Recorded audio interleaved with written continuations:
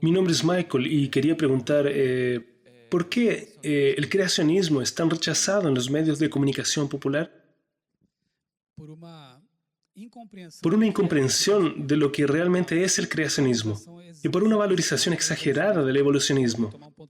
Yo voy a retomar un punto de lo que mencioné aquí de pasada, ¿ok? Para mucha gente, creacionismo es religión. Nada más. Es Biblia, religión, ilusión. Y esas mismas personas creen que evolucionismo es ciencia, pura y simple. Y yo creo que eso es bien falso, porque creacionismo también cuenta con argumentos científicos. Yo les mostré aquella foto de la Geoscience, ¿verdad? Aquel instituto allá en Loma Linda, que tiene científicos trabajando allí full time, ¿verdad? Entonces, si no fuese algo científico, ni siquiera habría cómo mantener un instituto de investigaciones en geociencia, mantenido por la Iglesia. Entonces, hay científicos creacionistas que hacen buena ciencia, investigan, que son académicos, ¿cierto?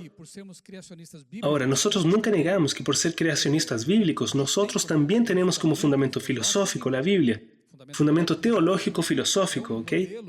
Es un modelo que integra ciencia, filosofía y teología.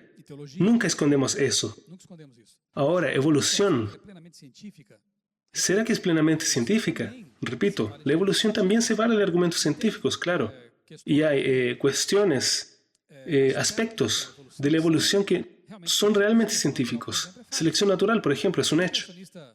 Ningún creacionista bien informado niega la selección natural. Si aún el ser humano hace selección artificial con perros, por ejemplo, gatos, ¿verdad? En la naturaleza ocurre eso también, sino ¿cómo explicar que Adán y Eva tenían un color y hoy tenemos tantos? Negros, blancos, asiáticos, ¿verdad? Razas amarillas. De alguna forma hubo algún tipo de adaptación, entre comillas, microevolución. Nosotros aceptamos eso muy bien. Ahora, somos todos seres humanos, ¿correcto? Aquellos allí son perros, no cambiaron a otro tipo de especie totalmente diferenciada. Pues, mutaciones ocurren también, pero la mayoría absoluta de ellas son destructivas. Solo estallan, no perfeccionan nada. Dependería de información nueva para perfeccionar. Información como vimos hoy de mañana no surge, depende de fuente informante. Solo que los evolucionistas muchas veces disfrazan el hecho o ignoran el hecho de que el modelo de ellos también es filosófico. El naturalismo, ¿qué es eso? Es la idea de que todo podría surgir naturalmente sin intervención de un ser sobrenatural, como si lo natural pudiese crearse a sí mismo, ¿verdad? ¿De dónde vino lo natural? Las leyes. Leyes dependen de materia. ¿De dónde vino la materia? Para que las leyes pudiesen existir, eso ahí es filosofía.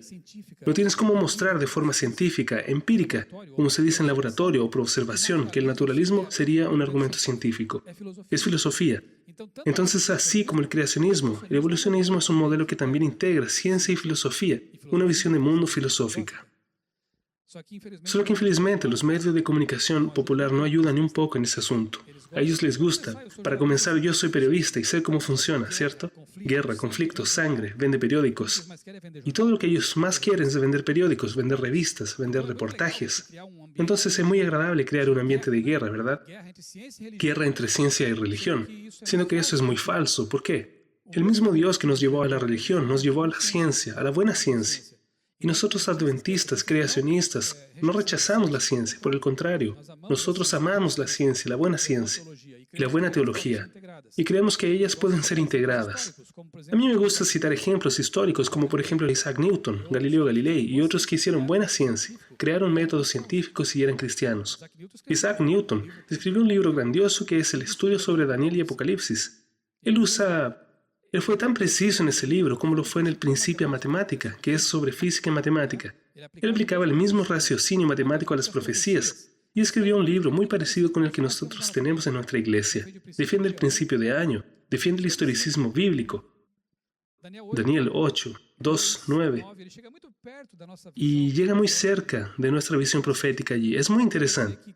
Entonces no me venga a decir que creacionismo es religión o evolución es ciencia y que no se puede armonizar ciencia y religión, porque otros ya hicieron eso y otros han hecho eso.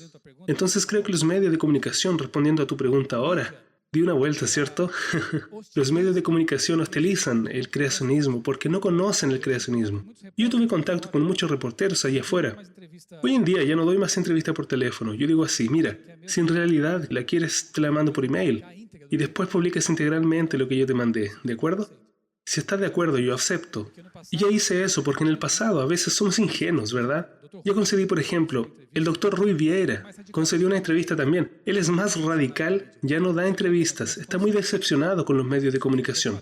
Yo aún doy, pero con esa condición, porque después quedamos preocupados en ver si van a publicarla de manera integral. Entonces necesito ser fiel.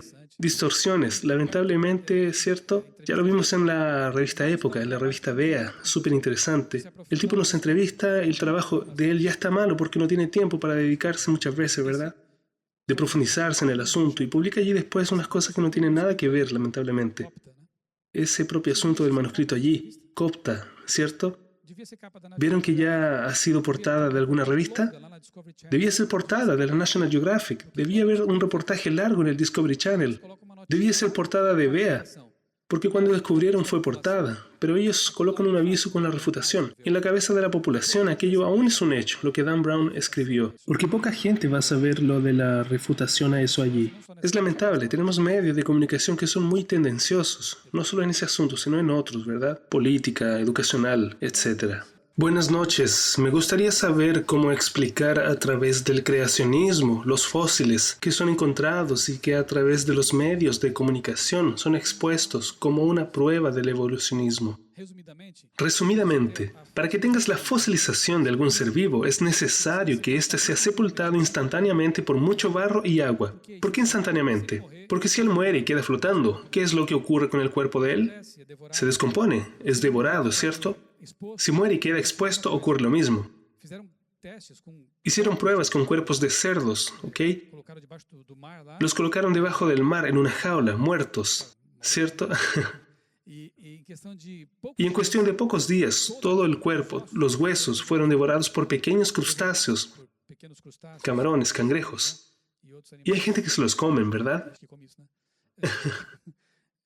Son las aves de rapiña del mar. Es rápida la descomposición, entonces para que tengamos fosilización, repito, tiene que haber un sepultamiento rápido para que aquella carcasa con el tiempo mineralice, lo que es orgánico se transforme en mineral, y después con la erosión o con excavaciones, cuando hagan caminos, etc. Ellos descubren aquellas piedras y dentro hay una impresión exacta del animal que quedó preso ahí. Eso es un fósil. No hay cómo explicar la formación de fósiles, a no ser por sepultamiento y lama, y eso nos sugiere algo bien interesante. Mi nombre es Marcelo, buenas noches. ¿Y el designer inteligente? ¿Cómo es que la Iglesia Adventista observa el designer inteligente?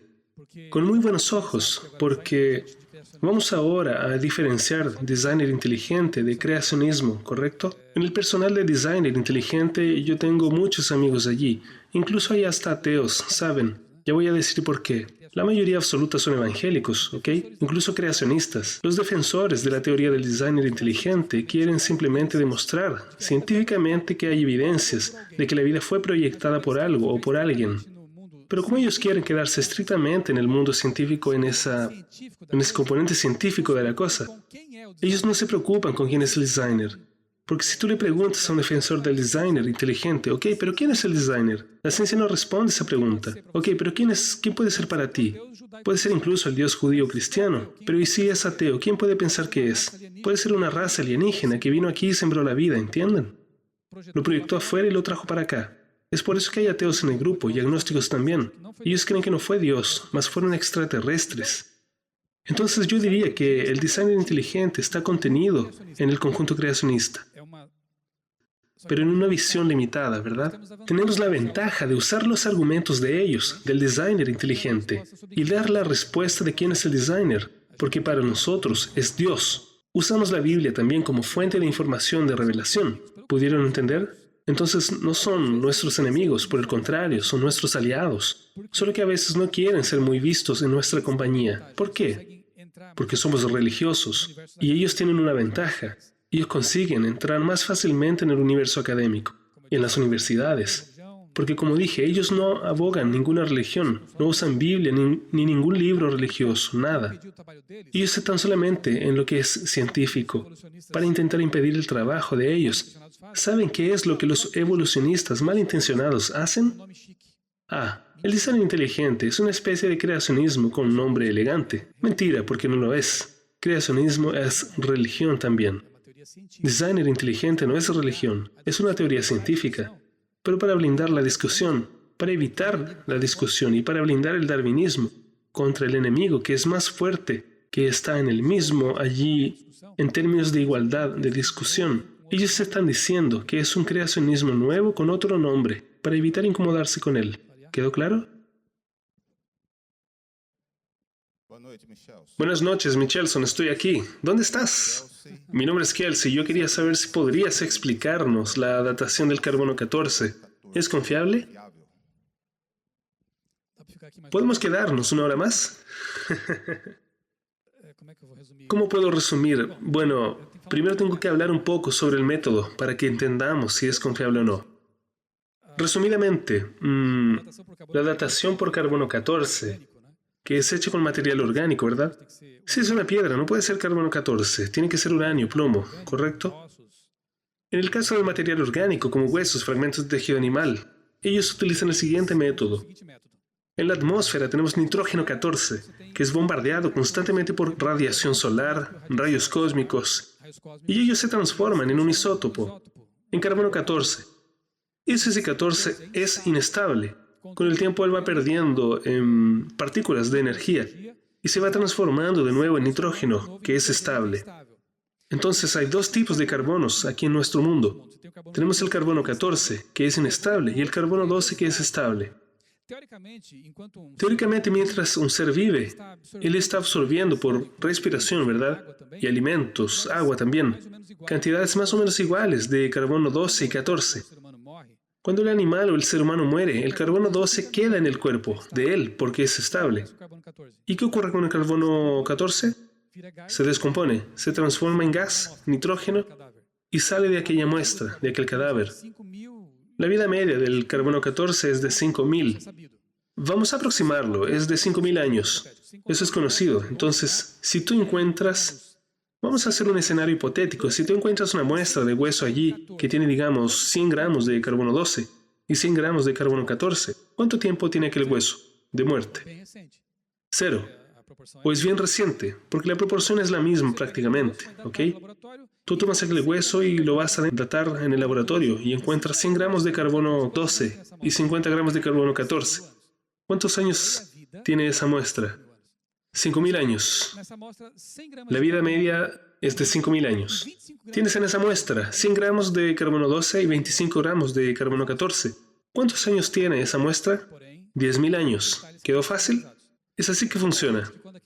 Pero hay algunos detalles a ser analizados. ¿Qué me garantiza cuando el animal murió que la muestra no fue contaminada con carbono 14 o 12? Voy a dar apenas un ejemplo. En el libro Historia de la Vida hay un capítulo que habla solo de ese asunto y trato con detalle todo eso. En Canadá fue construido un aeropuerto y alrededor del aeropuerto habían árboles que habían sido plantados conocidamente hace 200 años atrás. ¿Ok? Después que el aeropuerto comenzó a funcionar plenamente, alguien tuvo la idea de tomar algunas cortezas de aquellos árboles y hacer una datación. Las llevó al laboratorio y dio como resultado millares de años. ¿Qué crees que pasó ahí? Aviones tienen turbinas y las turbinas expulsan monóxido de carbono 12. Los árboles estaban cerca del aeropuerto. ¿Qué ocurrió con ellas? Fueron contaminadas por carbono 12. Si nadie supiese que los árboles habían sido plantados hace 200 años atrás, la conclusión sería que tenían millares de años, porque la datación dio eso. Entonces, ¿qué me garantiza que una muestra dejada en la naturaleza durante tanto tiempo, siglos, no sufrió contaminación por gases o por otros factores, verdad? Inundaciones, por ejemplo, pueden hacer que ese carbono se disipe en la muestra. Después de la revolución industrial, hay mucho más carbono en la atmósfera y una serie de factores. El método es bien interesante. Teóricamente, él es confiable, pero si pasas de algunos millares de años, ya es complicado confiar en aquel método. Pero recientemente ocurrió algo que llamó mucho nuestra atención a los creacionistas. Alguien tuvo la brillante idea de hacer un análisis sobre el carbono 14 en huesos fosilizados de dinosaurios. Nunca nadie había hecho eso. Y ahí uno se detiene para preguntar, ¿pero por qué no? Porque ellos creen que es absurdo hacer eso. Porque un hueso de dinosaurio tiene millones de años. Después de 100.000 años, no debería haber ni una molécula más de carbono en ninguna muestra. Porque la vida media es corta. Entonces no hay nada aquí. Absurdo datar por carbono 14 un fósil de dinosaurio. Pero alguien decidió hacer eso. A todo esto están descubriendo cosas muy espantosas recientemente, ¿verdad? He publicado eso en mi blog. Te invito a investigar. Tejido blando de dinosaurio. Ya fueron hechas 3, 4 descubiertas de esos, o hasta más. Ellos perfeccionaron las técnicas de investigación, consiguen perforar un fósil y adentro, ¿qué están encontrando? Tejido blando, células sanguíneas. Debe ser de algún ser humano que se cortó y contaminó la muestra. No lo es, porque las células sanguíneas humanas no tienen núcleo, y las de reptiles tienen, y aquellas allí tenían núcleo, eran del mismo animal. Y era inconcebible pensar que un fósil tuviese aún células sanguíneas o tejido blando. T-Rex. Encontraron tejido blando de T-Rex, con colágenos y capilares aún. Ese animal murió hace millares de años, no hace millones. No puede ser. Luego hicieron como les dije, comenzaron a intentar detectar carbono 14 y encontraron. Ahora van a haber problemas. Están intentando descreer en esa investigación. Fue hecha por un centro creacionista. Sí, porque los evolucionistas no iban a hacer eso. Entonces están desafiando a los evolucionistas. Háganlo ustedes también.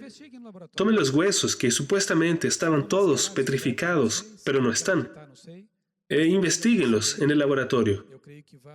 Si van a encubrir las descubiertas, yo no sé. Si van a descreer, no lo sé. Pero hay cosas ocurriendo por ahí que yo creo que van a defender el carácter de Dios. Y otras descubiertas que pueden ser hechas, ¿verdad? Tal vez el arca de Noé, ¿cierto? Hasta ahora todo es mito, ¿ok? No hay nada comprobado. Pero nada impide que haya sido congelada en el monte Ararat, ¿verdad? Y en los últimos momentos de la historia, Ellen White habla de eso, de descubiertas finales que Dios revelaría para convencer a los últimos escépticos sinceros. Y creo que eso comenzó a ocurrir y está ocurriendo a su debido tiempo. ¿Pudieron entender sobre el carbono 14?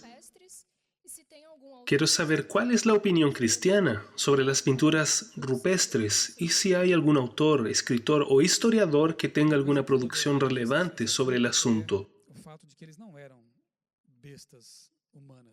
La primera cosa que analizo en ese asunto es el hecho de que ellos no eran bestias humanas. Hay pinturas rupestres, como aquella que está en Francia, Lascaux, creo que es esa pronunciación, ¿ok? Lascaux, que son tan bien hechas que las de los egipcios ni siquiera llegaban a la altura. Aquellas pinturas medias ridículas de los egipcios donde quedaban medios de lado, así, sin perspectiva, ¿verdad? Ellos hacían puntillismo. Hacían pinturas de casadas que yo dudo que alguien aquí consiga hacer. Ustedes, tan evolucionados. Otra cosa. ¿Qué tinta era aquella? ¿Qué pigmentos y qué fijador eran aquellos? Porque mi casa yo la pinto y en 3 años ya está toda descolorida, ¿verdad? Y ellos pintaron cosas que están ahí, hasta hoy. ¿Qué técnica era esa? Entendemos que todo aquello era obra de seres humanos, no de homínidos que no harían aquello. La Biblia menciona en el libro de Job que había una clase de personas que por tener tal vez algún tipo de deficiencia mental o física eran expulsados de la convivencia social. En el tiempo de Cristo ya ocurría con leprosos. ¿Ok? Entonces, ¿dónde iban a vivir? Job habla de eso en el libro de Job. Vivían en cavernas, comían raíces, vivían entre comillas como animales. Fueron animalizados, pero eran seres humanos y hacían obras de arte porque tenían algún tipo de inteligencia, algún tipo de capacidad artística, ¿correcto? Recientemente fue descubierto en los Estados Unidos, en un lugar que se llama Kachina Bridge. Es un puente natural de piedras y debajo de ella descubrieron pinturas. No voy a hablar de eso ahora, voy a hablar mañana. Ya iba a echar a perder la... ¿Hablo? ¿No hablo? Mi esposa dijo que no hablase. Solo voy a hablar de un detalle, una cosa. Los detalles para mañana. Una pintura rupestre que acaba con el modelo evolucionista. ¿Quieres saber cuál es? Aguarde. Pero si quieres llegar en casa y buscar sobre Kachina Bridge en mi blog, también está allá. No hablé nada. La última pregunta. El pastor que está diciéndome, yo soy inocente aquí en esta historia. La última pregunta. Aquí yo quería saber si existe algún material para que nos indiques primeramente sobre el universo de Stephen Hopkins, que defiende esa idea y que es usada muchas veces para responder a la idea de la sintonía, del ajuste fino del universo. Y la pregunta es la siguiente. Dentro del cristianismo actual tenemos una idea muy mala de que es de lo que es ser evangélico, principalmente derivada del carismatismo, del pentecostalismo, de que el cristianismo es sinónimo de ignorancia, o de que uno no quiera conocer las cosas a fondo, o de hacer ciencia seria. Y muchas veces los jóvenes se deparan con confrontos dentro de la universidad que no consiguen responder por no tener argumentos o tener miedo o vergüenza de exponerse y mostrar quién es él en la universidad.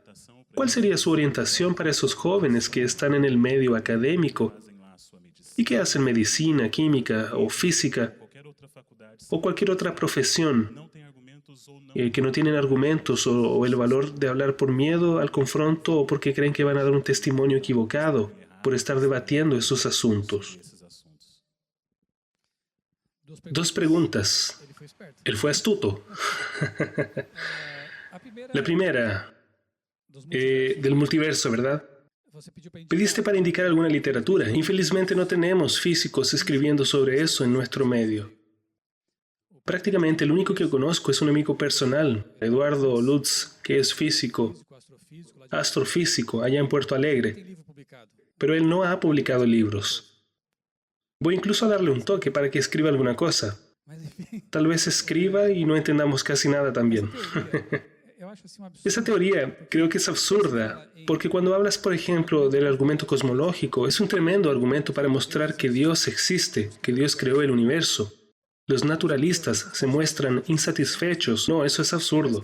Y para escapar de la prueba de que existe un universo finalmente proyectado para contener vida, con constantes finamente ajustadas, y todo el mundo sabe de eso, hasta los evolucionistas, si tú cambiases los parámetros en apenas un decimal, todo retrocedía, ¿correcto? Nos desintegrábamos aquí, porque dependemos de la fuerza atómica, de la fuerza de gravedad, de las constantes cósmicas, etc.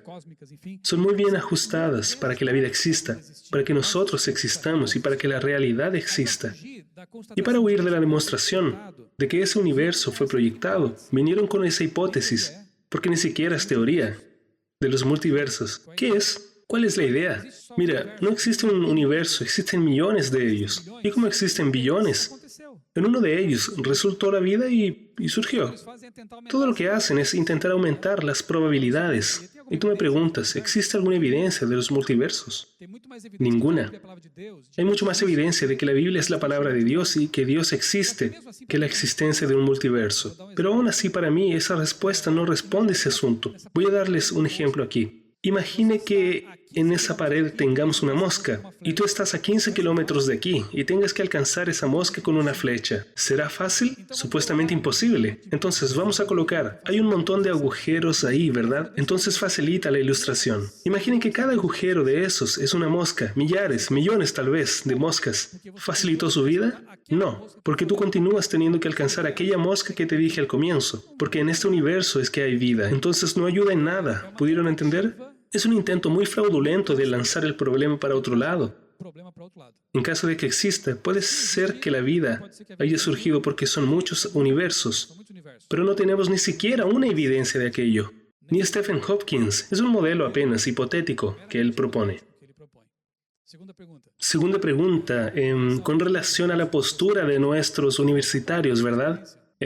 Voy a contar de mi experiencia porque pasé por allí en una universidad estatal, mas yo tuve la bendición de llegar allá como recién convertido y como alguien que tuvo que estudiar a fondo el creacionismo, porque yo era evolucionista y necesitaba convencerme. Entonces, cuando llegué allá, muchos de los argumentos que intentaron usar contra mí, yo ya había estudiado hace mucho tiempo atrás. No hace tanto tiempo, hace unos 2 o 3 años máximo, que había estudiado con esos asuntos. Lo que yo lamento mucho es cuando encuentro un joven específicamente de la iglesia que viene y dice así: yo soy ateo, estoy estudiando biología, física, geología, y allí yo vi que las historias que me contaron en la iglesia son pura fantasía. Quedo muy triste con eso, porque tenemos mucho material, tenemos mucho contenido, tenemos personas serias en la iglesia haciendo ciencia y escribiendo sobre eso, y a veces nosotros como iglesia tenemos que hacer un mea culpa, ¿verdad? Yo nunca hice eso, gracias a Dios, pero lo vemos en la iglesia. No, la evolución es una tontera. Vas a entender que es una estupidez.